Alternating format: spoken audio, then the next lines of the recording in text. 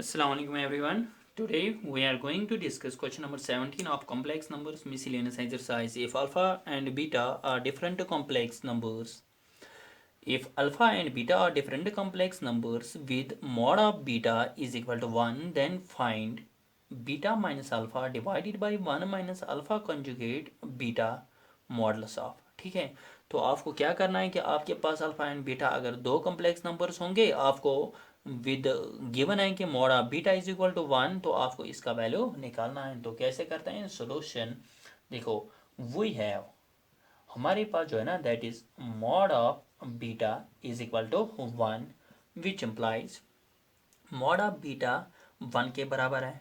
ठीक है ना, तो आप लिख सकते हैं ना mod of beta square, mod of beta square is equal to 1, क्योंकि अगर हम इसकी स्क्वायरिंग बोथ साइड्स करेंगे तो ये क्या आएगा, mod of beta square is equal to 1 square, एक ही बात है।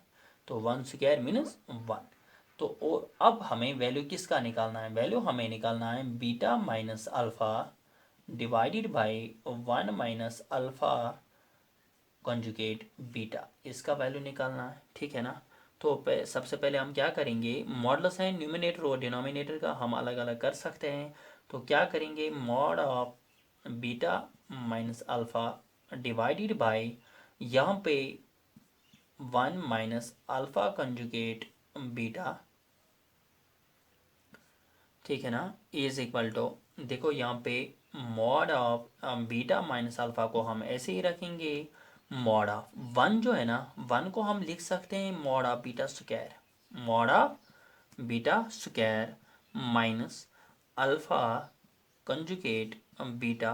ठीक है, इतना आया समझ आपको। मैंने क्यों लिखा 1 को मॉड ऑफ बीटा स्क्वायर, क्योंकि हमारे पास गिवन था mod of beta is equal to 1, तो 1 को हम मॉड ऑफ बीटा स्क्वायर भी लिख सकते हैं। ठीक है, तो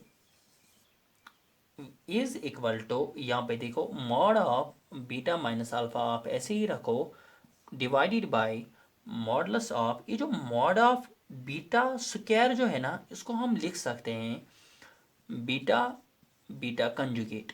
क्यों, देखो यहाँ पे अगर आपके पास एक कॉम्प्लेक्स नंबर है x, ठीक है, तो सॉरी हम लेंगे z, z आपके पास एक कॉम्प्लेक्स नंबर है that is x plus i y, इतना आया समझ।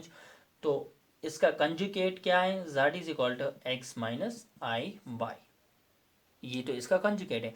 अगर आप इनका मल्टीपल लोगे, किन का, z और z कंजुगेट का कैसे मल्टीपल लेते हैं, x plus i Y x minus i Y. ठीक है, तो जो ही आप मल्टीपल लोगे इनका, जो आपका आंसर आएगा, ठीक है, तो वो किसके बराबर आएगा वो आप देखना। तो वो आप लास्ट पे उसको आप लिख सकते हैं। देखो अगर आपका आंसर किसके बराबर आता है, x square plus Y square, मगर आप चेक करना कि क्या यही आंसर आता है। तो x square plus Y square को आप क्या लिख सकते हैं, x square plus Y square का होल स्क्वायर। मैंने क्यों रूट लगाया, देखो यहाँ पे स्क्वायर और रूट को अगर हम कैंसिल करेंगे तो यही तो आएगा ना, x square plus Y square. अब मसला है कि मैंने रूट क्यों लगाया, तो रूट इसीलिए मैंने लगाया क्योंकि ये किसके बराबर होता है, मॉडलस के बराबर। देखो आप यहाँ पे, तो ये जो है ना, अभी आप यहाँ पे देखो मैंने क्या किया, मैं यहाँ से लिखता हूँ, मैंने z z कंजुगेट को मल्टीपल किया, आंसर किसके बराबर आ गया, X square plus Y square. तो x square plus Y square है ना, इसको आप ऐसे भी लिख सकते हैं x square plus Y square का होल स्क्वायर, क्योंकि स्क्वायर अंडर रूट हम कैंसिल करेंगे, ये फिर से वापस आएगा। तो आपको पता ही है कि under root of x square plus Y square किसके बराबर होता है, मॉडल्स ऑफ z। ठीक है ना, क्योंकि अगर z किसके बराबर है, x प्लस आई वाई, तो मॉड ऑफ z किसके बराबर निकलेगा, एक्स स्क्वायर, मॉडल्स पता होगा आपको, models of under root of x square plus Y square. तो इसके बदले हम लिख सकते हैं ना मॉडल्स ऑफ z। तो अगर हमने मॉडल्स ऑफ z लिखा तो ऊपर क्या है, स्क्वायर। तो इसका मतलब क्या है कि z z कंजुगेट ऑलवेज किसके बराबर होता है, मॉड ऑफ z स्क्वायर। ये आप याद भी रख लेना, और यहाँ पे आपको प्रैक्टिस भी करनी है ताकि आपको चेक करना है कि क्या मैंने ठीक लिखा। तो आपके लिए ये होमवर्क है कि आप पहले जेड जेड कंजुगेट को देखना कि वो किसके बराबर आता है। तो फिर अगर मॉडल, अगर प्रॉपर्टी है कि मॉडुलस ऑफ जेड स्क्वायर किसके बराबर निकला, जेड जेड कंजुगेट। तो फिर मॉडुलस ऑफ बीटा स्क्वायर को हम लिख सकते हैं ना बीटा बीटा कंजुगेट। तो जहाँ पे जेड है वहाँ पे बीटा है, तो minus alpha conjugate beta is equal to beta minus alpha divided by, यहाँ पे क्या करेंगे हम, बीटा यहाँ पे बीटा यहाँ पे बीटा हम कॉमन निकालेंगे, यहाँ पे बचा beta conjugate minus alpha conjugate, यहाँ पे मॉडुलस। ठीक है, तो यहाँ पे जो है ना beta minus alpha conjugate modulus of beta minus alpha, ये जो बीटा है ना इसको हम अलग भी कर सकते हैं क्योंकि ये मल्टीप्लाई में है। तो जब हमारे पास ऐसे होता है कि z1 z2 modulus of z1 z2 किसके बराबर होता है, modulus of z1 into modulus of z2, मतलब हम इनको अलग अलग मॉडुलस दे सकते हैं। तो अगर यहाँ पे बीटा किसके साथ मल्टीपल है, beta conjugate minus alpha conjugate, हम अलग अलग मॉडुलस दे सकते हैं। ये बनेगा modulus of beta and here it is beta conjugate minus alpha conjugate. रखा इतना याद। तो अब क्या करना है कि is equal to beta minus alpha, ऐसे ही रखो beta minus alpha divided by mod of beta किसके बराबर है, 1 के बराबर, मतलब ये तो चला गया। अब क्या बचा यहाँ पे, modulus of beta conjugate minus alpha conjugate को आप लिख सकते हैं बीटा माइनस अल्फा का होल कंजुगेट। मैंने क्यों लिखा होल कंजुगेट, प्रॉपर्टी है कि अगर आपके पास z1 conjugate plus z2 conjugate होगा, आप लिख सकते हैं ना modulus of z1 plus z2 conjugate. ठीक है, तो आप कंजुगेट भी अलग अलग कर सकते हैं। तो यहाँ पे जो है ना answer that is modulus of beta minus alpha and modulus of beta minus alpha conjugate, इतना लिखा। तो फिर हम यहाँ से लिखते हैं, देखो अगर आपको याद होगा पहले हम बात करेंगे z की। z अगर x प्लस आई वाई है, मुझे बताओ मॉडुलस ऑफ z क्या निकलेगा, under root of x square plus Y square, ये हमने इससे पहले भी डिस्कस किया है। तो अगर z is equal to x minus z conjugate, तो z कंजुगेट लेंगे, z कंजुगेट क्या है एक्स माइनस आई वाई, अगर हम इसका कंजुगेट लेंगे किसका, मॉडुलस ऑफ z कंजुगेट, तो वो किसके बराबर आएगा, तो मॉडुलस होता है कि real part square plus imaginary part square. तो इमेजिनरी पार्ट क्या है, माइनस वाई का होल स्क्वायर, तो ये बनेगा x square plus Y square. मुझे बताओ z हमने लिया था complex number x plus i y, तो इसका मॉडुलस आ गया under root of x square plus Y square. हमने इसका कंजुगेट लिया z कंजुगेट, तो इसका भी यही मॉडुलस आ गया मॉडुलस ऑफ z कंजुगेट। इसका मतलब होता क्या है कि मॉडुलस ऑफ z जो है ना वो किसके बराबर होता है, मॉडुलस ऑफ z कंजुगेट। इसका मतलब है कि कंजुगेट को कोई फर्क नहीं पड़ता है कि जब हम मॉडुलस करते हैं, तो modulus of z is equal to modulus of z conjugate. तो इसीलिए हम यहाँ पे लिखते हैं, देखो यह है ना मॉडुलस ऑफ, यहाँ पे क्या है बीटा माइनस अल्फा कंजुगेट, तो एक ही बात है ना, अगर हम कंजुगेट ना लिखे तो beta minus alpha divided by, यहाँ पे क्या है मॉडुलस आप बीटा माइनस अल्फा भी लिख सकते हैं क्योंकि मॉड है, तो बीटा ये जो कंजुगेट है कंजुगेट लिखने की ज़रूरत ही नहीं है। तो अभी मैंने दिखाया आपको कि beta minus alpha is cancel, तो आंसर इज 1। ये था क्वेश्चन नंबर 17। आया समझ।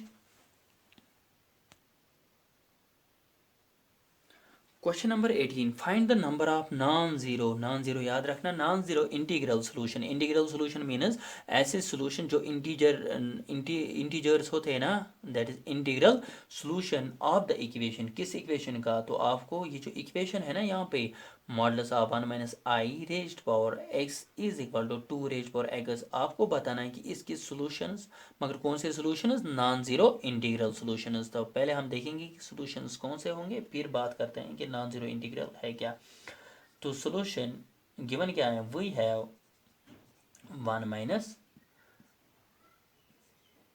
आई raised power x is equal to 2 raised power x, which implies, देखो यहाँ पे है ना मॉडुलस ऑफ 1 माइनस आई, तो मॉडुलस तो आपको पता ही होगा, मॉडुलस को हम लिख सकते हैं ना कैसे, मॉडुलस 1 माइनस आई को हम क्या लिखेंगे, under root of 1 square plus, तो यहाँ पे क्या है इमेजनरी पार्ट, तो इमेजनरी पार्ट है ना -1, तो -1 का होल स्क्वायर। आपको पता ही होगा मॉडलस कैसे लिखते हैं कि modulus x plus i y का होता है x square plus Y square. तो x के बदले 1 प्लस और y के बदले क्या है -1, तो ये होता है -1 square is equal to raised power x। हाँ मगर इसके ऊपर क्या है x है ना रेज्ड पावर। देखो 1 square is 1 plus -1 square is 1, है ना, एक ही बात है।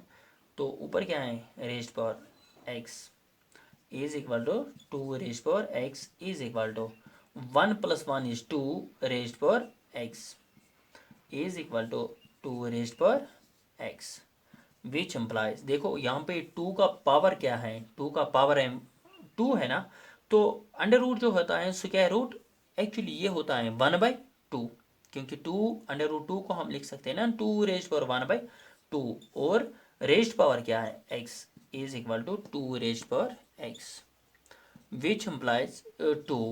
1/2 को हम मल्टीपल कर सकते हैं x के साथ, तो ये बनेगा x/2 that is 1 into x that is 1 into x is x and 2 x का डिनोमिनेटर है 1 तो 2 1 are 2 is equal to 2/x। यहाँ पे देखो इक्वेशन है बेसिस आर सेम, तो है ना बेसिस सेम, दोनों side left hand side right hand side आपस में बराबर हैं, जो इसकी बेस है वही इसकी बेस है। तो अगर ये बराबर हैं तो इनके पावर्स भी बराबर होने चाहिए। तो विच इम्प्लाइज x/2 किसके बराबर होना चाहिए x। जब लेफ्ट हैंड साइड और राइट हैंड साइड में बेस बराबर होती हैं तब पावर्स भी इक्वल होते हैं।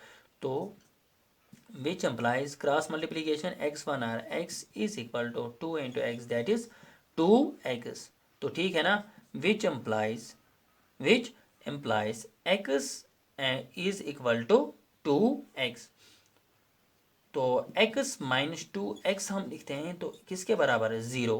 x-2x is equal to 0। मुझे बताओ x-2x किसके बराबर होता है -x के बराबर। -x इज इक्वल टू 0, तो अगर हम माइनस को यहाँ से लेंगे तो वो किसके बराबर निकलेगा x इज इक्वल टू 0। तो ये जो है ना x इज इक्वल टू 0 ये सोल्यूशन है। तो इंटीग्रल मीनस इंटीजर तो है which means integral solution x is equal to 0 निकला। मगर इतना ही नहीं है इंटीग्रल सोल्यूशन, इससे पहले कुछ है ना नॉन जीरो का मतलब है कि पॉजिटिव, मतलब जीरो नहीं होना चाहिए। नॉन जीरो मीनस जीरो नहीं होना चाहिए। तो फिर नॉन जीरो अगर इंटीग्रल सोल्यूशन नहीं है तो विदाउट जीरो, तो यहाँ पे एक ही सोल्यूशन निकला था दैट इज जीरो। अगर नॉन जीरो है तो यहाँ पे एक ही सोल्यूशन है, ये तो कैंसिल हुआ नॉन जीरो से, तो अब कोई और सोल्यूशन ऐसा है ही नहीं जो इसका इंटीग्रल सोल्यूशन है। तो हम लिख सकते हैं therefore given equation has no non-zero, integral solution था नॉन जीरो नहीं है, तो given equation has no non zero integral solution. ठीक है, तो ये था क्वेश्चन नंबर 18। तो क्वेश्चन नंबर 19 क्या है, if a plus I B C plus I D E plus I F G plus I H is equal to a plus I b this complex number then you have to show that a square plus B square this is equal to a square plus B square. मैंने आपको इससे पहले भी कहा था कि आपको idea कैसे मिलेगा कि कौन सा क्वेश्चन कैसे करना है। तो अगर यहाँ पे a प्लस आई बी है कॉम्प्लेक्स नंबर, तो यहाँ पे क्या है a square plus B square. अब आपको समझ आना चाहिए क्या यहाँ पे a square plus B square कैसे आता है। तो मैंने इससे पहले भी कहा था कि मॉडुलस होता है, जब मॉडुलस होता है तो तब कॉम्प्लेक्स नंबर का स्क्वायर बन जाता है ऐसे, है ना। Real part square plus imaginary part है यहाँ पे बी, तो b square which means modulus क्या है। यहाँ पे सी प्लस डी है तो यहाँ पे C square plus D square modulus. यहाँ पे कॉम्प्लेक्स नंबर है ई प्लस आई एफ, तो यहाँ पे E square plus F square which means modulus. यहाँ पे भी मॉडुलस है और यहाँ से भी मॉडुलस है। तो हम क्या करेंगे, हम लिखेंगे सोल्यूशन। तो सोल्यूशन तो हमने लिखा वी हैव, तो हमारे पास क्या है A plus I B C plus I D E plus I F G plus I H is equal to A plus I B. ये भी एक कॉम्प्लेक्स नंबर है ए प्लस आई बी, इसका भी मॉडुलस हुआ है। तो हम क्या करेंगे टेकिंग मॉडो बोथ साइड्स। जब हमने ये किया तो हम क्या करेंगे मॉडुलस लिया, तो ये क्या बना A plus I B C plus I D E plus I F G plus I H modulus is equal to modulus of A plus I B. ठीक है इतना।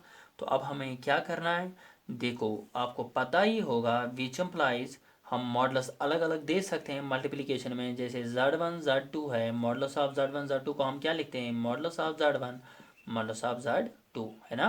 तो वैसे ही यहाँ पे Z1 Z2 Z3 Z4 four complex number है, हम हर किसी का अलग अलग दे सकते हैं। तो A plus I B modulus of C plus I D modulus of E plus I F modulus of G plus I H is equal to यहाँ पे ना modulus of A plus I B. मुझे बताओ modulus of A plus I B किसके बराबर होता है, A square plus B square. C plus I D किसके बराबर, C square plus D square. E plus आई एफ ई square plus F square. G square plus H square क्या, G square plus H square is equal to यहाँ से A square plus B square square root of A square plus B square. अब हमें क्या करना है, answer किस में लाना है, A square plus B square, which means under root नहीं है, तो हम क्या करेंगे, स्क्वायरिंग बोथ साइड्स। तो अगर हम स्क्वायरिंग बोथ साइड्स करेंगे तो क्या आएगा, तो ये आएगा जब हम स्क्वायरिंग करेंगे ना ऐसे, तो हर किसी का अंडर रूट कैंसिल हो जाएगा, ये आएगा ए स्क्वायर प्लस बी स्क्वायर यहाँ पे आएगा, क्योंकि जब इसका स्क्वायर चढ़ेगा तो वो हर एक का स्क्वायर आएगा। तो C square plus D square E square plus F square G square plus H square is equal to A square plus B square. तो ये तो आपको शो करना था। This completes your question number 19।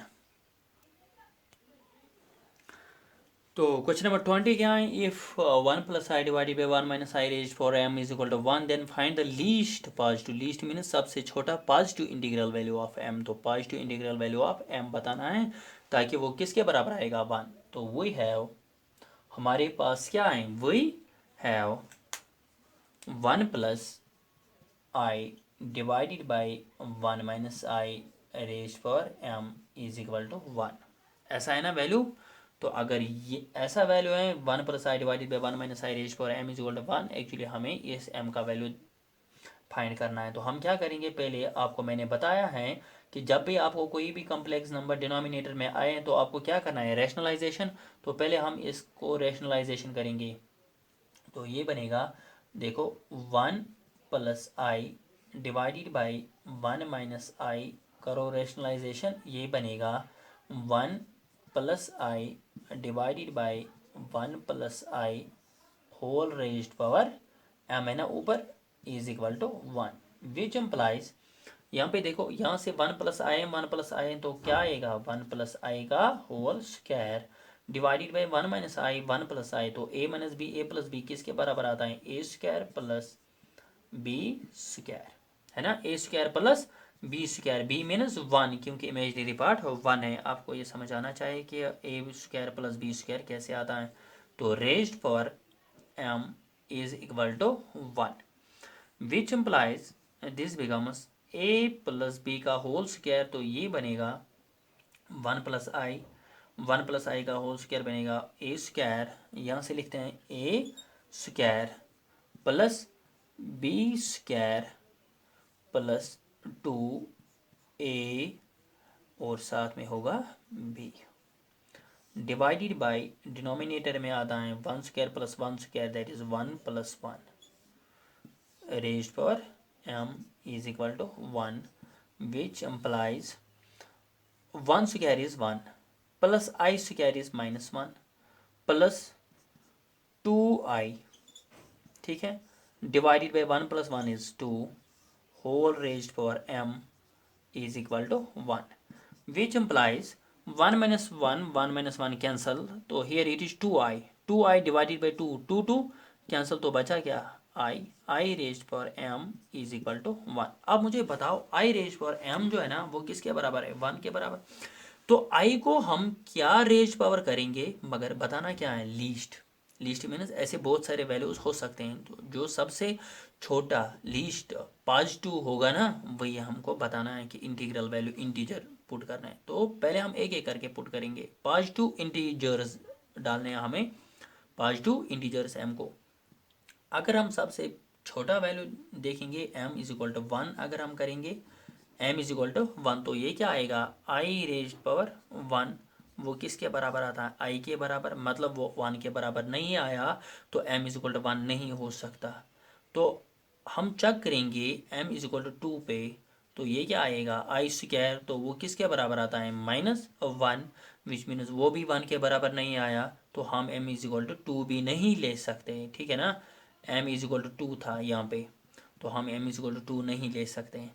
तो जब हम m is equal to 3 put करेंगे तो ये क्या आएगा I raised power 3 is equal to, sorry I raised power 3 is equal to, तो यहाँ पे 3 मीनस आई स्क्वायर इंटू आई, तो आई स्क्वायर इंटू आई किसके बराबर, आई स्क्वायर मीनस -1, तो -1 into I that is -i, तो आई क्यूब किसके बराबर होता है -i, वो भी 1 के बराबर नहीं निकला। तो इसके बाद हम कौन सा वैल्यू चेक करेंगे आई रेज्ड पर 4, तो आई 4 को हम लिख सकते हैं ना आई स्क्वायर इंटू आई स्क्वायर, तो आई स्क्वायर किसके बराबर होता है -1 इंटू -1 माइनस माइनस +1, तो आई 4 किसके बराबर आता है 1 के बराबर, विच मीन्स हमने m को क्या पुट किया value m is equal to 4, ये सबसे छोटा वैल्यू है m का, लीस्ट वैल्यू है, पॉजिटिव भी है ना, m इज इक्वल टू 4, जब हमें i को रेज्ड पावर करके आई 4 किसके बराबर आता है 1, तो हम लिखेंगे, हम लिख सकते हैं ना देयर फोर, आप लिखना therefore m is equal to 4 is the least positive integral value. याद रखा m is equal to 4 is the least positive integral value. आपको ये समझ आया, जब हम करेंगे ना m इज इक्वल टू 8 तब भी ये 1 के बराबर आता है, m इज इक्वल टू 12 तब भी ये 1 के बराबर आएगा, मगर ये जो 4 है ना ये सबसे लीस्ट है, तो इसने सेटिस्फाई किया सबसे पहले, तो इसका मतलब है कि m is equal to 4 is the least positive integral value. आया समझ में। तो जब हमने m is equal to 1 put किया तो i किसके बराबर आ गया i, तो i के बराबर आ गया, m is equal to 2 put किया तो ये -1 के बराबर आ गया, m is equal to 3 put किया तो -i के बराबर आ गया, जब हमने m is equal to 4 put किया तो 1 के बराबर आ गया, which means m is equal to 4 is the least positive integral value. This completes your question number 20 and miscellaneous exercise of complex numbers. तो आपका ये यूनिट आज ख़त्म। तो नेक्स्ट लेक्चर में हम नया चैप्टर स्टार्ट करेंगे, तो तब तक के लिए take care, have a nice day.